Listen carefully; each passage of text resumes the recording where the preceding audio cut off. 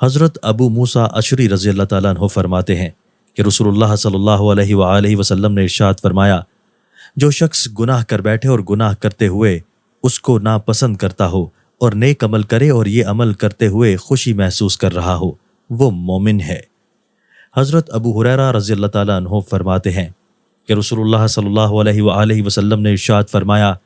کامل مسلمان وہ ہے جس کے ہاتھ اور زبان سے مسلمانوں کو تکلیف نہ پہنچے، اور کامل مومن وہ ہے جو لوگوں کی جان اور مال کو نقصان نہ پہنچائے۔ حضرت فضالہ بن عبید رضی اللہ تعالیٰ عنہ بیان کرتے ہیں،